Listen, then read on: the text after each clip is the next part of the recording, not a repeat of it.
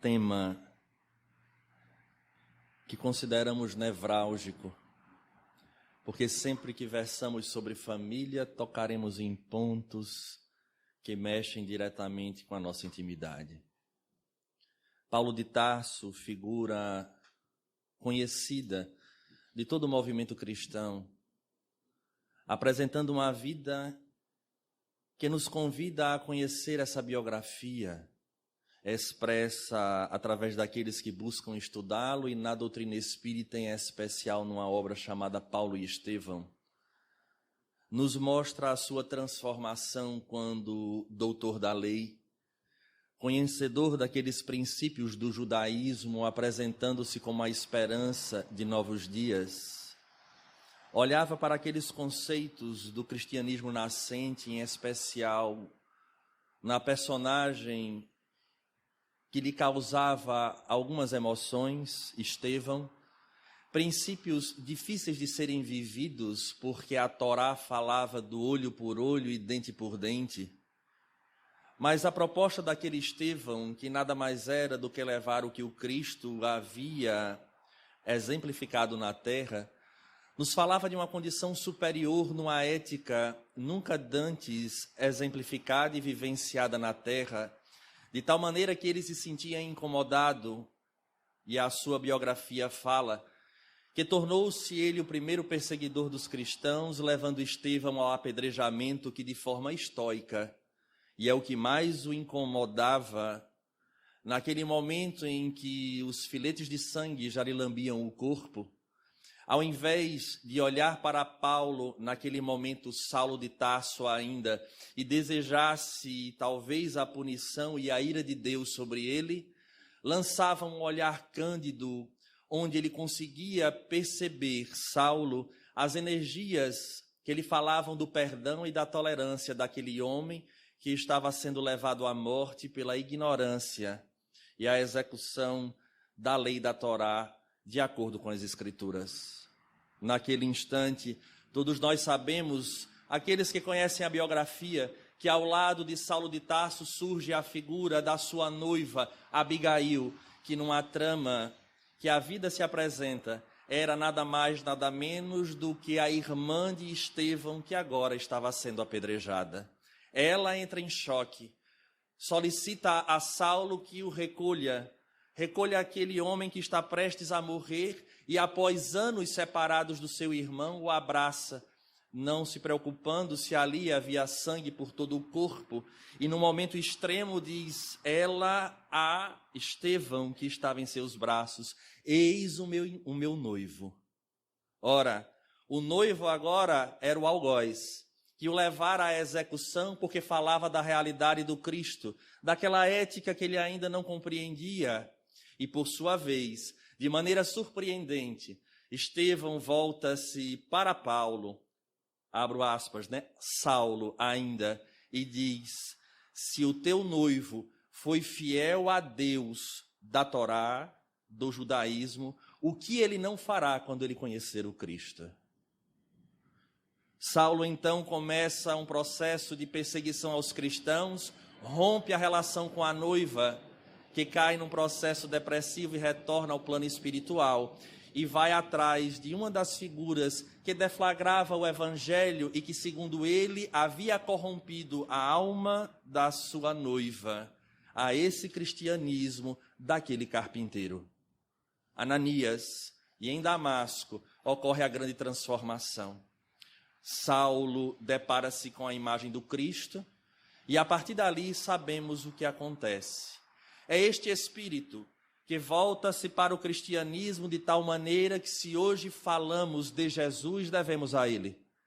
E ele consegue, numa única existência, transmutar, transformar aquele velho homem num homem novo, conhecendo na pele e nas dificuldades do cotidiano o que era de fato a mensagem libertadora de Jesus de Nazaré.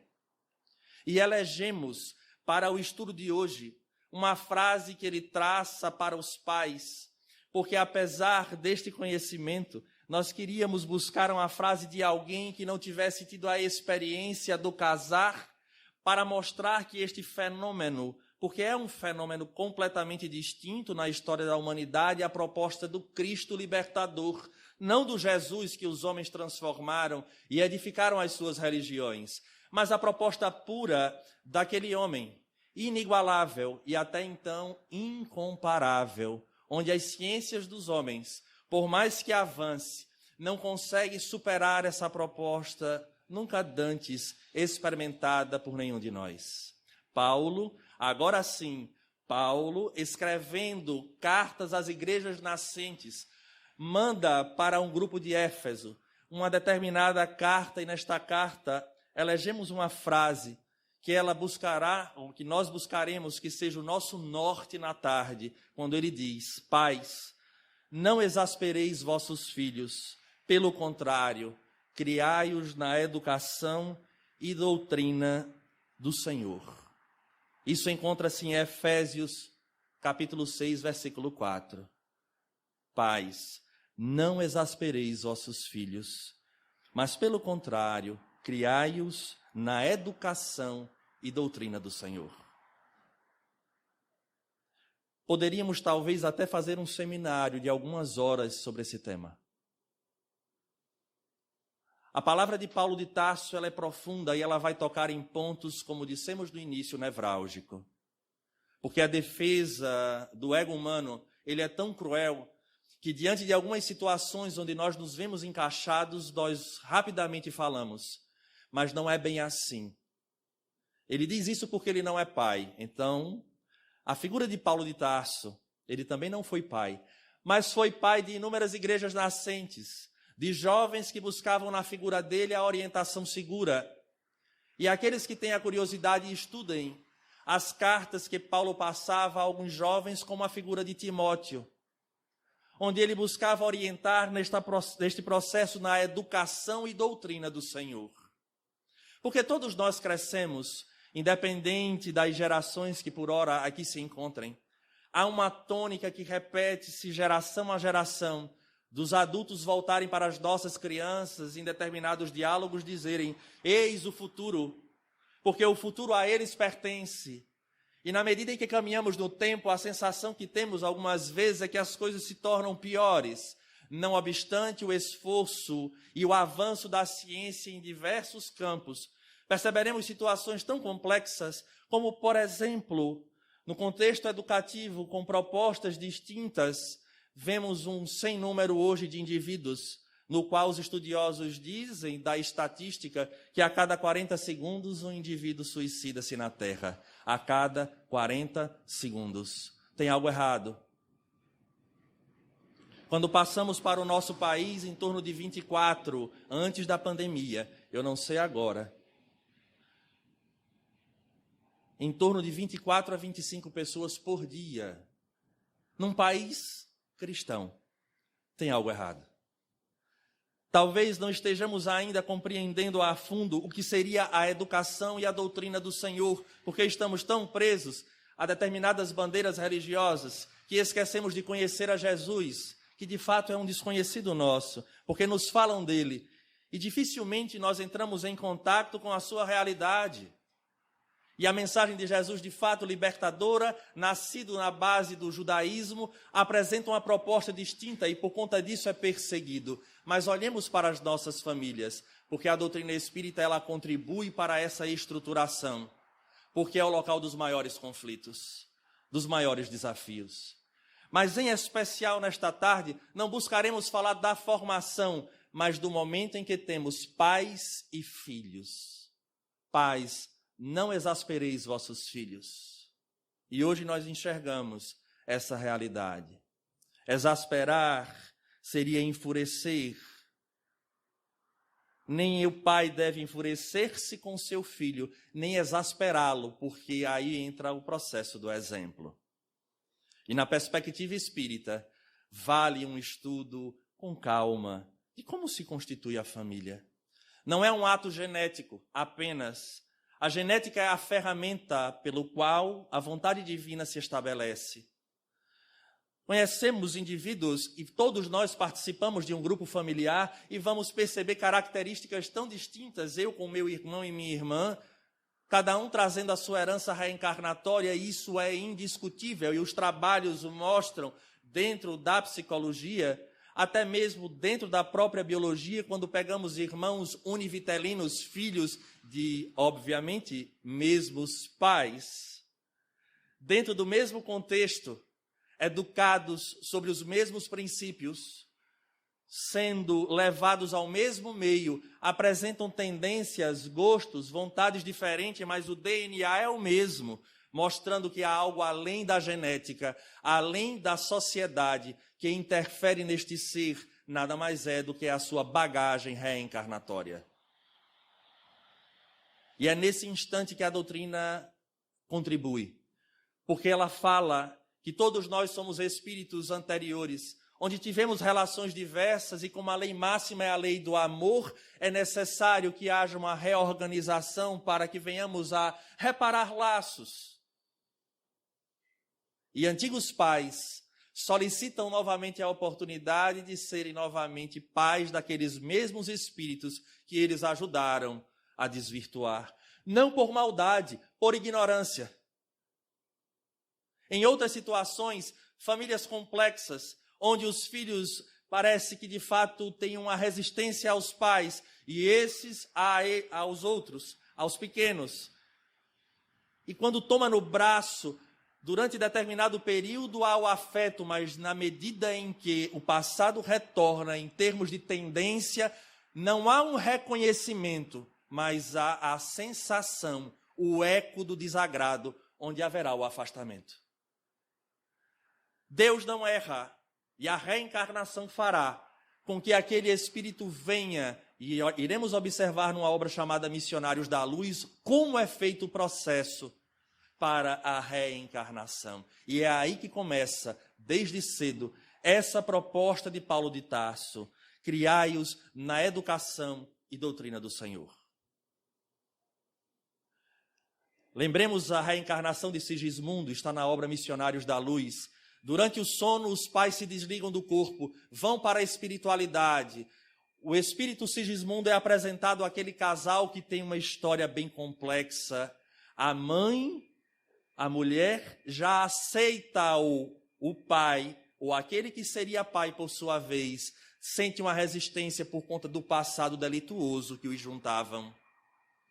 E após algumas conversas, o pai, aquele que seria o pai, aceita receber Sigismundo como filho. O processo da reencarnação dá-se de forma muito específica, onde a energia do perispírito capta ali o DNA de um dos espermatozoides que estruturará o corpo de acordo com o que ele precisa. Então, se alguém nasceu, por um acaso, com um problema na perna, com uma determinada questão congênita ou genética, isso faz parte do nosso processo reencarnatório. E ali se materializa, mergulha-se na carne e o passado é esquecido. Que bênção! Porque imaginemos se ao pegar nos braços aquele espírito pequeno, enxergássemos nele o antigo amante que porventura havia ceifado a minha vida e casado com a minha esposa na encarnação anterior. E agora eu tomo pelos braços e vou além e digo: eu não só o embalo para dormir, mas eu dou minha vida por ele. É a beleza da lei divina. Então, a figura dos pais, agora compreendemos que não é só uma questão de materialização do sonho. É, acima de tudo, uma missão, onde somos convocados, junto à divindade, para redirecionarmos esses espíritos. No entanto, é muito difícil fazê-lo se nós não temos essa bússola em nossas vidas. Então, a doutrina espírita corrobora com a tese de Paulo de Tarso: criai-os na educação e doutrina do Senhor. O que estamos dizendo é que aquela frase de faço o que eu digo e não faço o que eu faço, ela não funciona. A proposta espírita para os pais é começar desde já a educar-se dentro do período da gestação. A mulher transforma-se em médium, porque durante 9 meses haverá um espírito próximo a ela neste processo do refazer. Que tipo de espírito é esse? Às vezes, o próprio período da gestação já vai dizer. Umas têm dificuldade, têm muitos enjoos, têm algumas perturbações, pesadelos. Já nos fala das relações desses vínculos. Outras têm uma gravidez serena, harmônica. São as vibrações, são os choques. Os médiuns presentes podem lembrar da aproximação dos espíritos, daqueles sofredores e daqueles afins. Os sofredores o que nos causam, os afins a impressão que nos deixam. Então esse é o período no qual deve ser preparado a chegada deste espírito. Mas frequentemente nós estamos preocupados com o quarto, que seja bonito, qual o sexo da criança.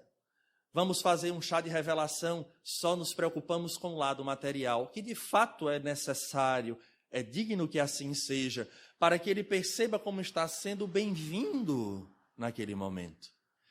E a partir do momento em que ele brada à terra a sua chegada, nascem junto com eles duas figuras fundamentais, não só no aspecto religioso, ético, mas até no aspecto psicológico, e todas as ciências falam, porque na hora que nasce a criança, nasce um pai e nasce uma mãe. O que não significa dizer que estão se conhecendo agora. Espíritos de outrora se reencontram nesse momento para passar mais uma existência na Terra.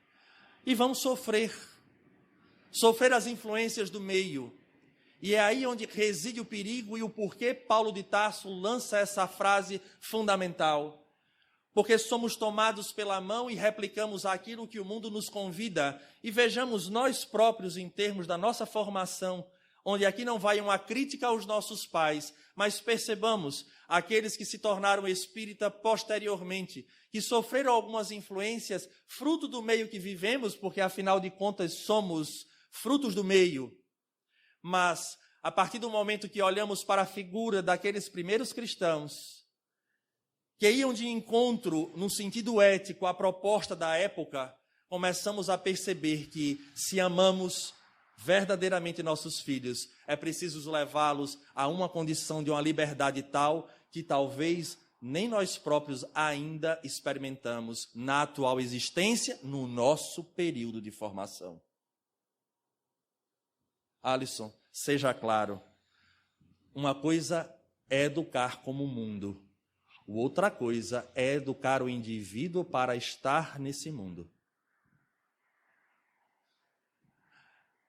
A criança surge e a partir dali começa o desafio. Como era educar baseado no que Paulo fala? Que é a base que a doutrina espírita nos possibilita. Ele não é meu filho no sentido de posse. É tão difícil.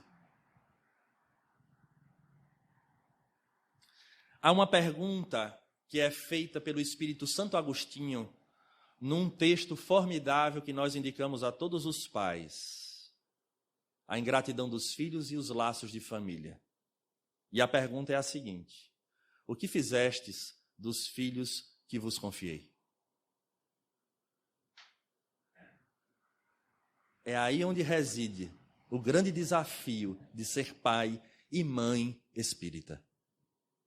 Porque ele começa a entender desde cedo que ali já há um processo de resgate, de aprendizado coletivo. De reatar laços ou de fortalecê-los.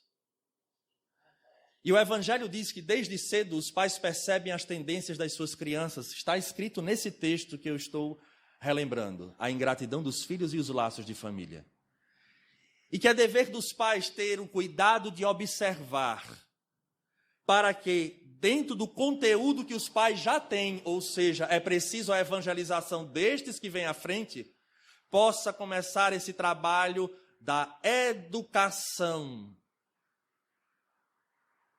Então devemos encontrar, como espíritos, um ambiente que já seja propício à presença do Cristo e às suas lições éticas. Como dissemos no início, dantes nunca vivenciadas. Olhemos para Jesus como educador e perceberemos o caminho que temos que trilhar. Porque o difícil não é educar o filho, o desafio é reeducar os pais. E aí é onde a doutrina entra. Porque o trabalho de um bebê dentro dos seus primeiros anos, não é outro a não ser comer, dormir, fazer as suas necessidades básicas e observar os seus tutores. É formidável. Quando nós temos a oportunidade de ler algumas obras no campo da psiquiatria, da psicologia, eles dizem que quem vai fazer um trabalho de experimentação são os filhos com os pais. Vou dar um exemplo. Ele joga a fraldinha no chão. Papai vai lá e mamãe vai lá e pega a fraldinha e devolve. Aí ele pega de novo e joga de novo. E aí papai vai lá e devolve. E aí ele começa a perceber que isso funciona. Essa história já começa antes, no berço. Você bota no berço, ele... E aí, no momento em que ele faz... não existe o tempo, porque eu queria dizer a vocês que eles não sabem o que é o berço. Só quem sabe o que é o berço é papai e mamãe. E aí o bichinho, ele não aguenta ficar no berço. Ele não sabe o que é o berço. Mas ele vai perceber que na medida em que ele chora, ele é tirado daquele local e vai para o braço. E aí a gente vai condicioná-lo. E aí ele percebe. Então, na verdade, papai e mamãe estão servindo de laboratório para aquele espírito. Eu acho isso interessante. E dentro de tempo ele já não aceita ir para o berço. Olha, esse menino não aceita de jeito nenhum. Eu disse, ele não nasceu, não é possível, já sabendo desse tipo de coisa. É impossível. Ele foi condicionado a. Então é assim que acontece. E esse teste ele vai acontecendo porque com o passar do tempo, essa criança ela vai deixando cada dia mais de ser criança. E como o trabalho dele é observar os tutores, e que isso é uma necessidade psicológica, porque o pai e a mãe vai ter uma figura importante nesse desenvolvimento, ele irá responder conforme o estímulo que ele recebe. Então, moralmente falando, o exercício começa de cedo. E nós espíritas falamos às crianças, no nosso processo da evangelização, que ele faz parte desse contexto família, faz parte do contexto família, e não que a família gira em torno dele. Educar é muito diferente de instruir.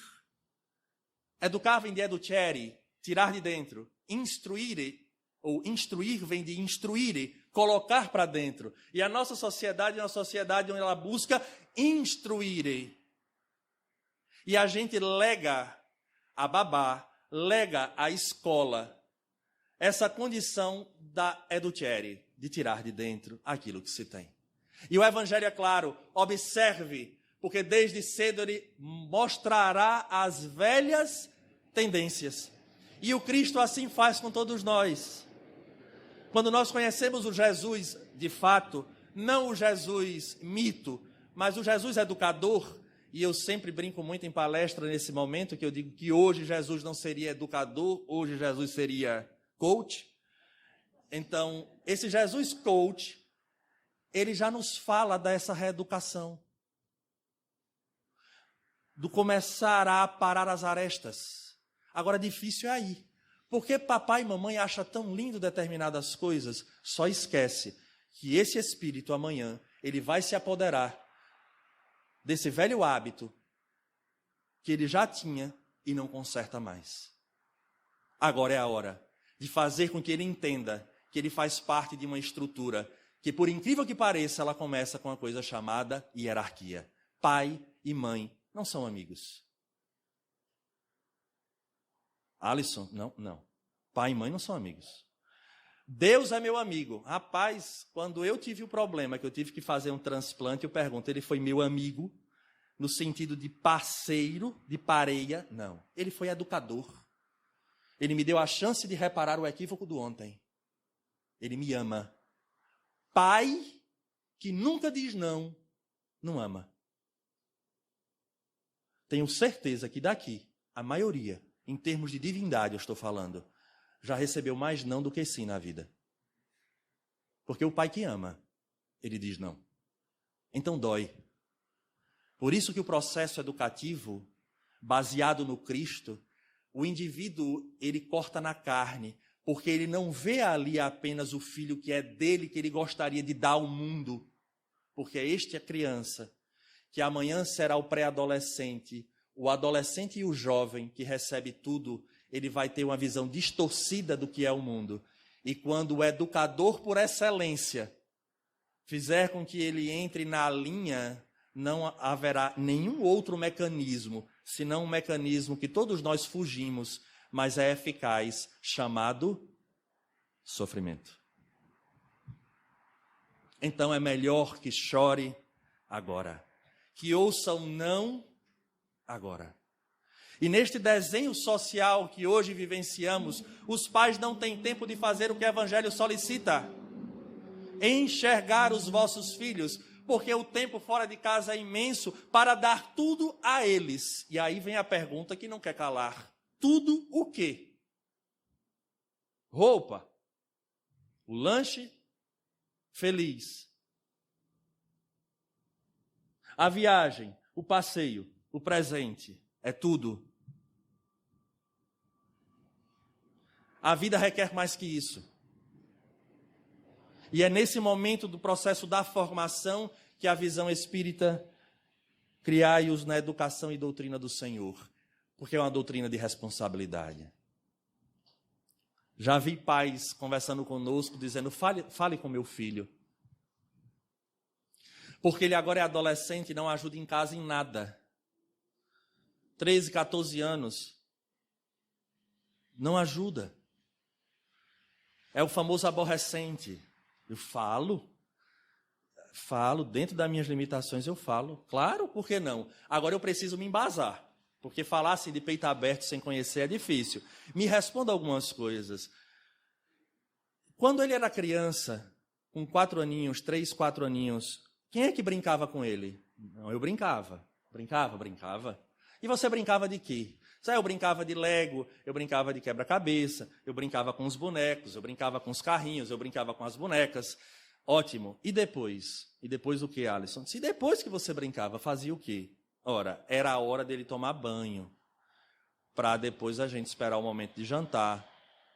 Certo? E quem é que dava o banho? Ou era a minha esposa, ou a babá. Muito bem. E quem é que arrumava a brincadeira? Não, a gente tem uma pessoa para isso. Tudo bem.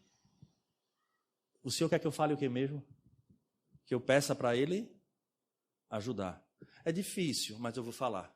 Mas por que é difícil, Alisson? Porque se ele não teve o entendimento desde cedo que ele faz parte da família, mas que a família não gira em torno dele, é agora muito complexo quando chega na adolescência e juventude que agora ele passe a fazer algo que ele nunca se viu fazendo. Porque ele foi servido, ele era o rei. Mitologicamente falando, tem uma figura que permeou a minha infância e a minha pré-adolescência. Eu não sei se vocês conhecem, mas Rei Arthur e os Cavaleiros da Távola Redonda. Era algo que me encantava, né? Eu acho que todo mundo traz um pouco desse mito. E o processo da educação, por que Rei Arthur chamava tanto a atenção? Porque a távola era redonda, porque todos os cavaleiros encontravam-se em paridade, mas pela conduta do rei, ele tinha o respeito àquela figura. Então as crianças são crianças hoje, amanhã serão os adolescentes e adultos. A conduta dos pais deve ser tão respeitosa e exemplar que eles encontrem na figura deles aquilo que eles querem. E assim eles respeitam. Bem como perceberão que na távola redonda todos têm compromisso. Fica fácil então para um jovem, mesmo naquele momento da pré-adolescência, na hora de pedir para fazer alguma coisa, às vezes ele até vai bater o pé, mas não precisa falar, basta olhar, porque o respeito foi conquistado ao longo do tempo. E o grande problema é esse, porque todos hoje são coitadinhos. O bichinho.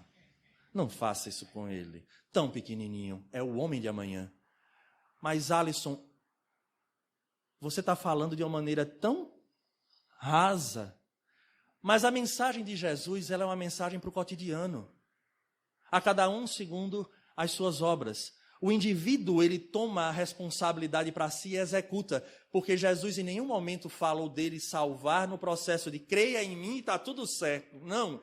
Renuncia-te a ti mesmo, toma a tua cruz e me segue. É necessário fazer, então os pais são os tutores. E, obviamente, dentro deste processo, demonstrar o afeto. E a doutrina espírita, ela vai e nos acrescenta um ponto. O espírito Manuel Filomeno de Miranda, numa obra extraordinária chamada Temas da Vida e da Morte, ainda diz e complementa a esse entendimento que nós já temos. Lembra-te que é um espírito e que na hora em que ele dorme, o corpo descansa, mas o espírito está desperto. Vai ao lado de teu filho, lê o evangelho, conversa sobre ele, sobre esses princípios, e a partir dali o evangelize e o educa. Porque o corpo dorme, o espírito não. Então você vai ali do lado daquela criança enquanto dorme e diz: filho, a família ama muito você. Tem pessoas, eu vejo a orientação psicográfica, o mentor da nossa casa, Yuri, dizendo isso. Porque às vezes há conflitos de todos os vieses. Vale a pena a leitura do texto nessa obra, Temas da Vida e da Morte. E é um momento onde você tem para organizar o espírito na atual existência. Nós amamos muito você, eu e sua mãe. Queremos que você cresça, que você faça o que é certo, que se torne um bom cidadão. O espírito ouve, guarda naquelas gavetas da alma que o corpo refletirá amanhã. E esse espírito cresce.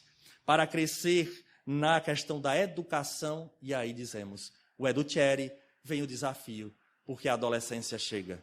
E nós olhamos para o mundo, e um mundo extremamente complexo, onde todos os nossos princípios cristãos estão sendo colocados em teste, porque estão pegando o nosso nome, as virtudes que nós trazemos, estão apresentando de forma deturpada, e tem pessoas que de fato compram a ideia. E muitos espíritos perdendo as suas últimas oportunidades no atual planeta. E é a hora dos pais intervirem. Mas é preciso educar. E Jesus nos dá uma dica, e eu gostaria de passar essa dica para vocês. Tem uma passagem no Evangelho que diz: deixai que venham a mim as criancinhas. E durante muito tempo as pessoas interpretavam o sentido do ir, da passagem evangélica em si. O que Jesus está dizendo é: apresentem-me as suas crianças desde cedo. Daí porque toda a casa espírita apresenta a evangelização infantil ou infanto-juvenil. Todos os nossos ídolos, todos, apresentam problemas de diversos matizes. Ou vícios, ou tendências negativas, ou já nem fazem mais parte do plano material, porque se perderam através do suicídio ou de altas doses de tóxicos. E os nossos jovens se espelham, porque os pais já não têm tempo. Então é preciso conhecer alguém, porque temos a necessidade sempre de um norte. E Jesus dá a primeira dica: deixai, pois, que venham a mim as criancinhas. Há indivíduos que se equivocam dizendo: não, Alisson, nós vivemos um processo de total liberdade. A criança tem que ter o direito se ela quer ou não, porque isso é impor a religião. Eu disse: ótimo, boa ideia. Uma vez fomos falar fora do estado e uma pessoa me perguntou dessa maneira enfática: você não acha que isso é interferir no livre-arbítrio? Se sua criança, a partir de segunda-feira, disser que não quer ir mais à escola, está tudo bem. Concorda? Claro que não, mas você está impondo. Por que isso vale para a educação formal e não vale para a condição religiosa? Porque o contexto desse viés religioso não é estar atrelado à religião em si, é porque nós nos matriculamos nesta escola.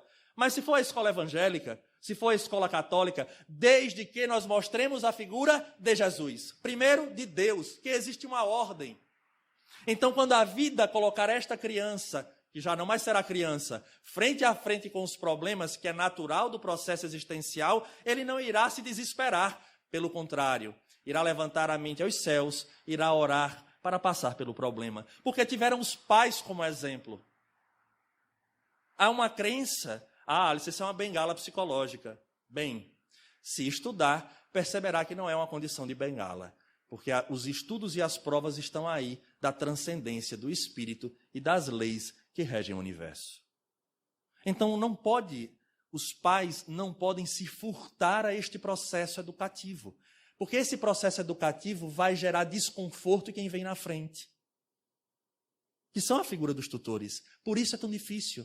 E por isso que Paulo diz, eduque. Não se exaspere com seus filhos. Não sejam grosseiros, porque eles irão replicar, mas eduque. Então é necessário ele perceber que ele é um espírito que passa por uma experiência na terra. Mas aí vem o mundo. E o mundo mexer com os meus filhos não é algo que é legal. Tem gente que diz, eu viro o bicho, Alisson. Vire não, vire um educador. Porque Jesus não virava bicho quando alguém errava. Ele fazia com que o indivíduo entrasse em contato com o erro e arcasse a consequência.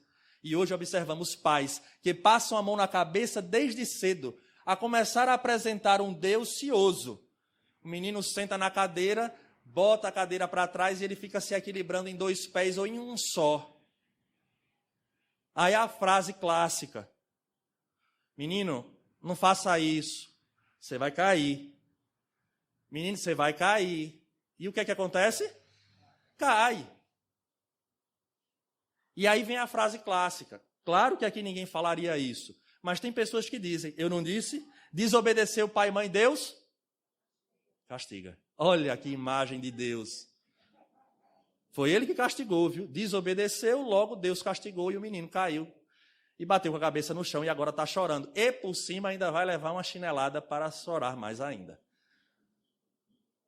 Então nós não percebemos que vamos estruturando uma desconexão da criatura para com o Criador. Meu filho, veja, a probabilidade de você cair é alta. Desça. Eita, caiu. A responsabilidade foi sua. Você desobedeceu uma lei, a da gravidade. E é um momento de evangelizar. Porque as pessoas acham que a evangelização é só levar o conteúdo espírita. Também é na evangelização espírita. Mas são esses os momentos. Meu filho, veja, são leis criadas por Deus. Toda vez que a gente desobedece uma lei criada por Deus, a gente vai ter consequências. Seu corpinho é um presente que Deus lhe deu. Cuide dele. Não o maltrate, não o machuque, não abuse. É de cedo que o indivíduo passa a ter uma conexão com a divindade se os pais souberem educar. Mas se ele só pensa em instruir para ser vencedor na vida, e aí perceberemos os consultórios psicológicos, abarrotado de pessoas que são, segundo o conceito do mundo, vitoriosos. Pessoas de posse, com muitas condições, e são profundamente infelizes. Porque emocionalmente estão desestruturadas. Não tem um sentido existencial na sua vida. Isso é educar. E nesse momento em que essas crianças crescem, é a hora. E Jesus faz isso. Nos mostra que a cada um, segundo as suas obras, deve ser uma tônica nessa realidade. Mas o que percebemos são pais que dão o exemplo de um suborno a um guarda que para na hora de uma blitz. É aquele pai que não aceita o filho ser reprovado, vai à escola, junta-se com o coordenador e diz, olha, meu filho não pode perder a turma, isso é um absurdo. E o filho, então, ele se acostuma a ter indivíduos que sempre vão corrigir a sua vida. E lá adiante a sociedade se ressente. E vem uma frase clássica transformada num jargão durante muito tempo. Onde foi que eu errei? No excesso de amor. Ou ainda num amor imaturo. Então o Cristo, por sua vez, apresenta-se como sendo uma alternativa que os pais nunca lembram de usar como referência. Então, enquanto estiver sob a égide da responsabilidade, a lei é aquela que os tutores estão à frente. A religião faz parte, para que ele adquira determinados valores, e na doutrina espírita em especial, que começará ele a entender a sua relação, ele com Deus, dele com a família e dele para com ele próprio. Com isso a gente fecha o ser. Então, quando ele for para o mundo, a semente foi lançada. Ele não temerá a Deus. Ele respeitará, Porque Deus apresenta-se através da sua lei. E como ele teve contato com a lei desde cedo, ele percebe que quando ele infringir, ele simplesmente cria consequências. Porque pai e mãe, durante todo o tempo, mostrou a eles que quando eles agem, há, de contrário, uma coisa chamada reação, consequência. É um eterno plantar e um colher. É por isso que é tão difícil ser pai e ser mãe. Porque a gente não quer ver filho recebendo não. A gente gostaria sempre de dizer sim. Mas só tem um detalhe. E é muito interessante, porque a doutrina assim nos diz. No momento em que a gente deixa a matéria, a gente volta para o plano espiritual. E temos possibilidades, algumas vezes, de observar e de visitar os nossos familiares na terra. Agora é a hora do desafio. Não são poucos, como o próprio André Luiz, que quando retorna à terra vê seus familiares em situações bem diferentes daquelas que foram deixadas. Porque a vida dá voltas. E por mais que se tenha possibilidade, só quando o indivíduo está estruturado emocionalmente e conectado com a sua finalidade de vida, que ele supera as situações do planeta. E aí, às vezes, os pais choram.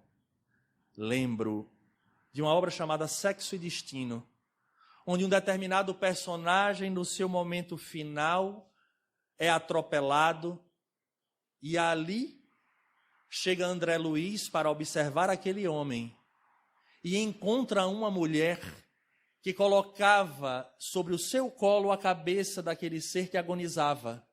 E ela chorava. E durante todo o livro, praticamente a mulher não aparecia em espírito, só naquele instante.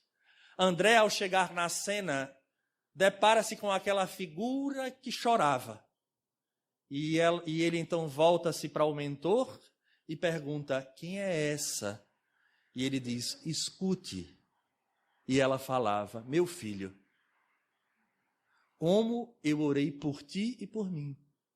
Não estou falando o ipsiliteri, mas aquilo que é o sentido da conversa.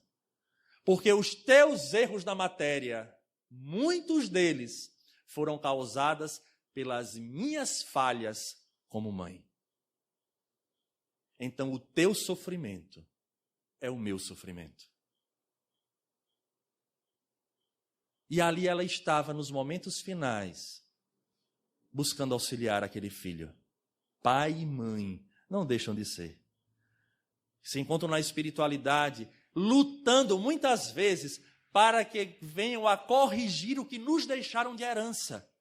Então os pais presentes enxerguem os seus filhos como espíritos e comecem a trabalhar essa proposta desafiadora de ser cristão num mundo pagão.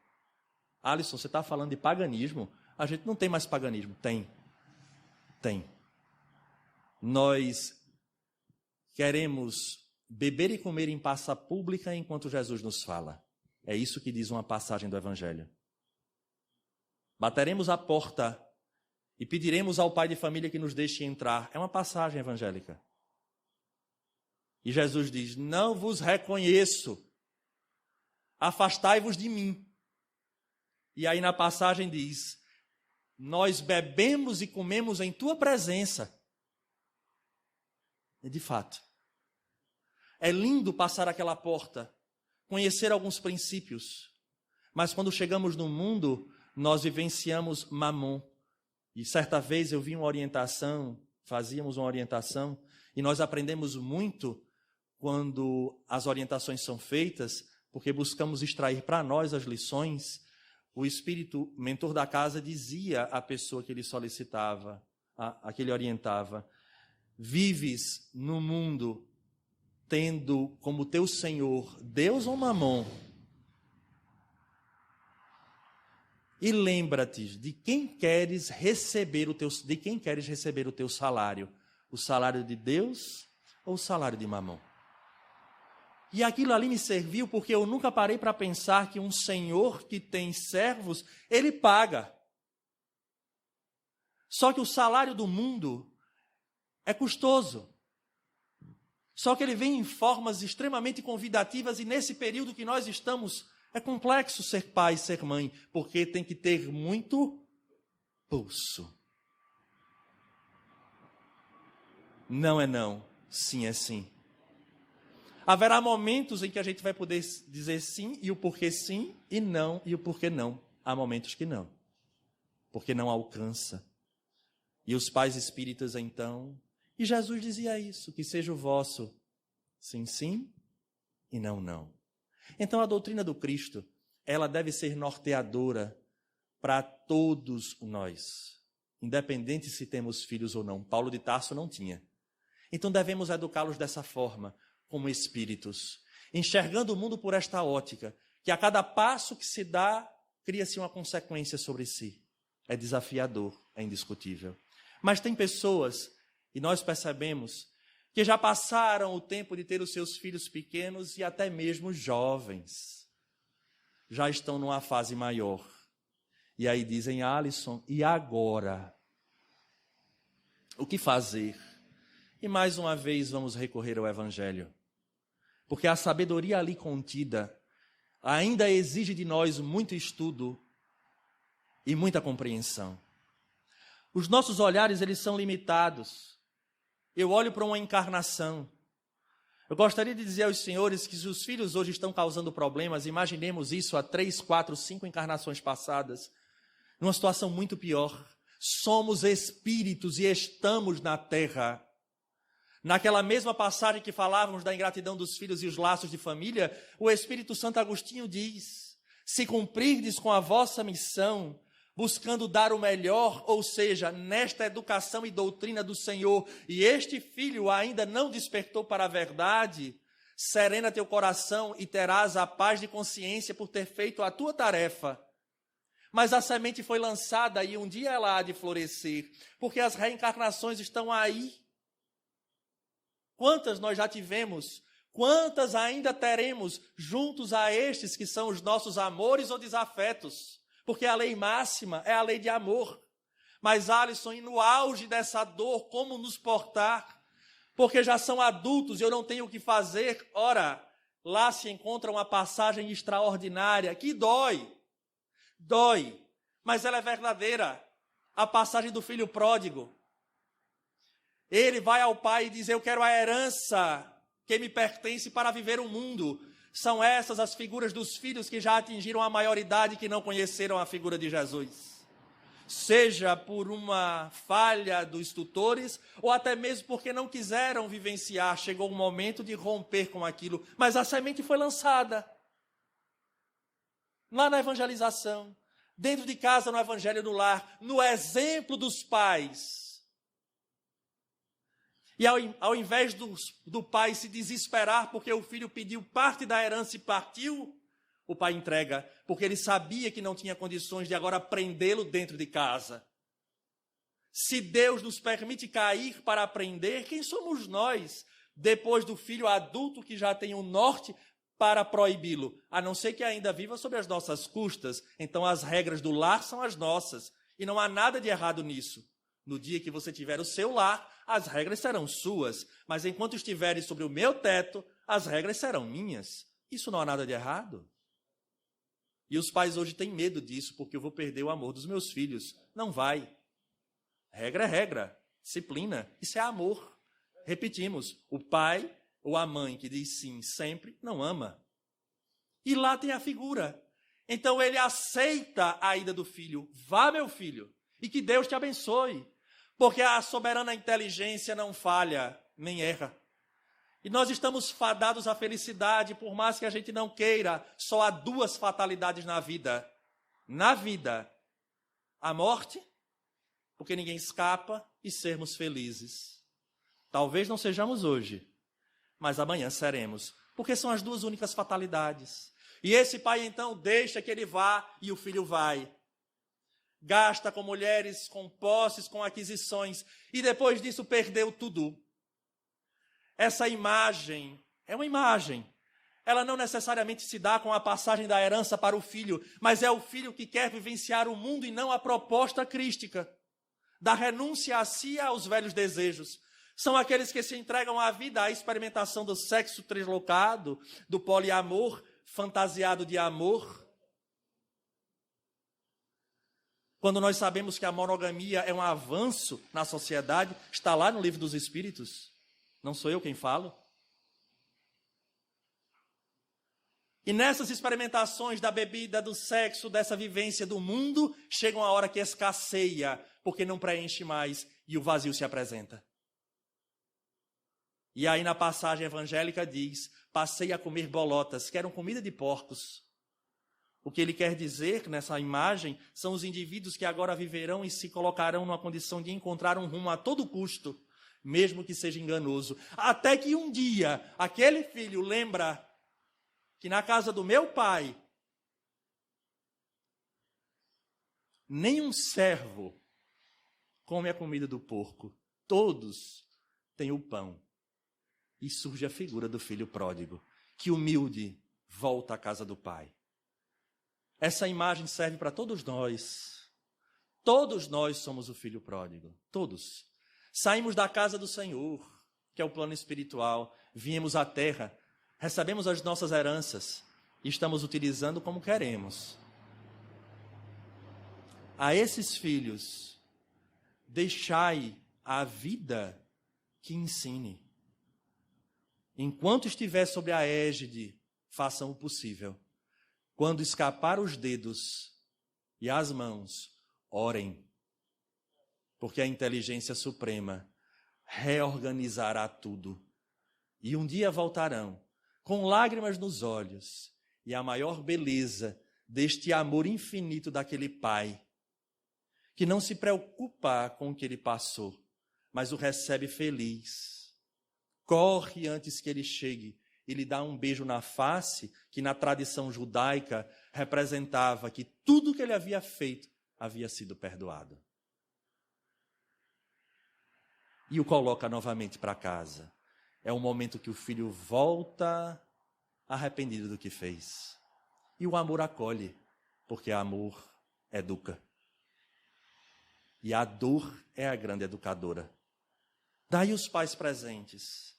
Repetimos, olhem para os seus filhos, amem-os profundamente, sabendo que são espíritos de Deus, entregues a cada um para a reorganização nesse contexto complexo chamado família. Diante das propostas do mundo, o Senhor e as suas lições devem ser o norte. Num mundo que nos convida a tanta violência, a tantos conflitos, é aquela doce voz, mansa, nos convidando ao perdão, à tolerância, a fazer ao próximo o que gostaríamos que o próximo nos fizesse. Se queremos um mundo regenerado, vamos dar a essas crianças e a esses jovens uma ferramenta diferente. Não adianta dizer que é o futuro, se eu entrego a eles as mesmas ferramentas. Não tem como construir nada diferente com as mesmas ferramentas. É preciso apresentar a quem a gente nunca apresentou, de uma maneira simples, verdadeira, às vezes sentindo a dor em nós próprios, mas sabendo que é o melhor para aquele espírito imortal que está sobre as vossas égides.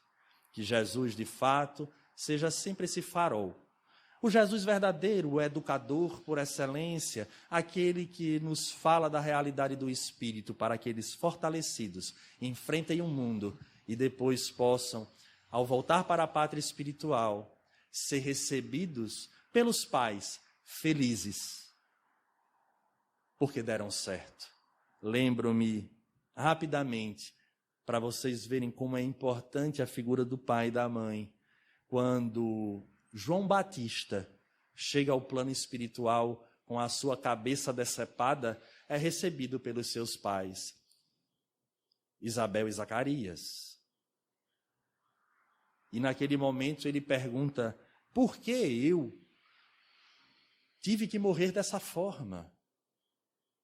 E os pais olham para ele e dizem, porque a encarnação anterior fostes o profeta Elias e mandaste cortar a cabeça de todos os adoradores de Baal, que era um deus pagão. E nessa encarnação, quando tu voltastes a tua atenção àqueles reis, Herodes e Herodíades, tu pediste que a justiça divina caísse sobre eles. Se tivestes pedido misericórdia, não terias morrido dessa forma. E ali estavam os pais a recebê-los. De alguma forma, não lamentaram pela morte do Ida, mas felizes pelo próprio João Batista ter cumprido bem a tarefa. Então, se os pais aqui presentes amam, invistam nas lições educativas, educadoras do Cristo, em especial à luz da doutrina espírita. A todos, um grande abraço, votos sinceros de saúde e paz.